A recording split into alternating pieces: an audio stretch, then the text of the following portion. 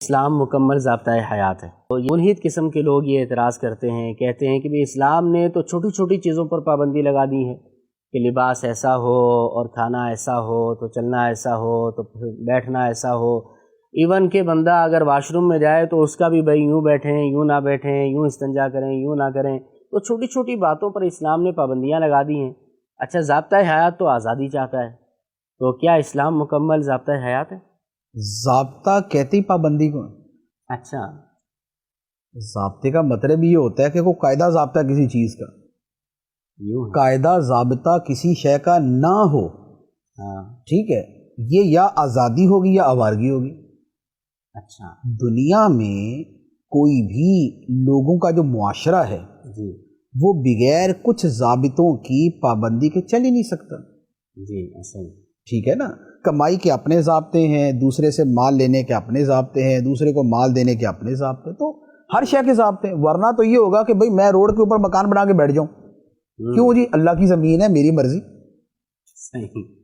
تو کیا کوئی ضابطہ ہے یا نہیں کہ بھئی روڈ کے اوپر مکان نہیں بنانا یا اپنے گھر کو اتنا ایکسٹینڈ کرنا، اس سے زیادہ نہیں کرنا؟ جی، تو ضابطوں کے بغیر تو زندگی ہی نہیں ہے. ضابطے کا مطلب کیا اصول ہے؟ ضابطے کا مطلب قاعدہ، قانون کہہ لیں آپ. قاعدہ قانون. قانون کہہ لیں، قانون ذرا زیادہ آسان لفظ ہوگا اس کے لیے.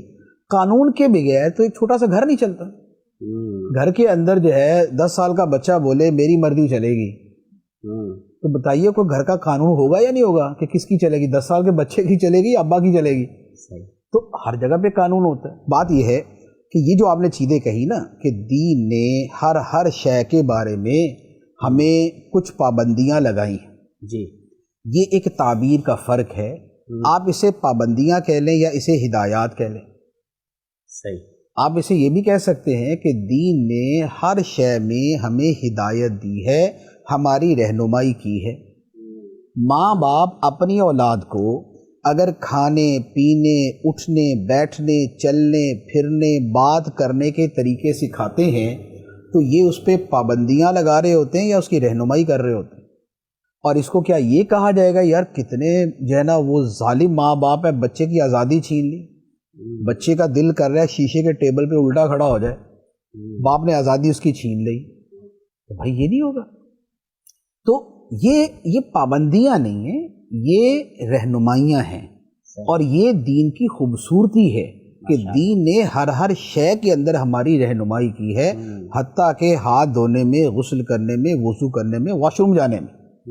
ایک بات. دوسری بات یہ ہے کہ یہ ملحدوں کا اعتراض بھی ایسا بالکل یعنی کہ احمقانہ سا ہے. یہی ساری باتیں جب کسی انگریزی اسکول کے اندر پڑھائی جاتی ہے نا تو کہا جاتا ہے how beautiful manners they are teaching us. ٹھیک ہے یار، کیا شاندار تعلیم ہے بھائی. دیکھیں ہمیں انہوں نے ناخن کاٹنے کے طریقے بتائے، تو ہمیں انہوں نے کھانا کھانے کے، تو نیپکن لگانے کے، تو ہمیں جناب وہ فورک کی ساتھ سے پکڑنا ہے، تو جناب وہ کیا نام ہے اسپون کی ساتھ سے پکڑنا ہے، کھانا ایسے کھانا ہے، اور یہ گلاس جو ہے نا اتنے ڈسٹینس پہ رکھنا ہے. یہ ساری چیزیں تو یہ کیا بولے گا؟ یہ پابندیاں لگا دی، جینا حرام کر دیا، زندگی تنگ کر دی، کتنے ضابطے نافذ کر دیے. نہیں، اسے کہا جائے کہ مینرز ہیں، یہ مینرز ہیں، یہ آداب زندگی. تو اللہ تعالیٰ نے جو ہمیں دین عطا فرمایا ہے اس کی جامعیت، اس کی کاملیت اور اس کے کامل ضابطۂ حیات ہونے کی یہ نشانی ہے کہ اس نے ہمیں عقیدوں کے بارے میں بھی بتایا کہ عقیدے یہ رکھے جاتے ہیں، ورنہ بندہ اپنے خواب و خیال میں کیا عقیدہ بنائے گا؟ جس شے کو اس نے دیکھا نہیں ہے، جس شے کو اس نے سنا نہیں ہے، جس شے کو وہ اپنی سوچ سے پہنچ نہیں سکتا، تو اس بندے کی کامل جہالت میں خدا نے رہنمائی دے دی کہ جنت کے بارے میں یہ سمجھو، فرشتوں کے بارے میں یہ سمجھو، خدا کے بارے میں یہ سمجھو. تو یہ اللہ تعالیٰ نے جہالت کا ازالہ کر دیا، رہنمائی عطا فرما دی. اسی طرح عبادت کیسے کرنی ہے اللہ تعالیٰ نے اس کے طریقے سکھا دیے، معاشرے میں کیسے رہنا ہے اللہ تعالیٰ نے اس کے طریقے سکھا دیے.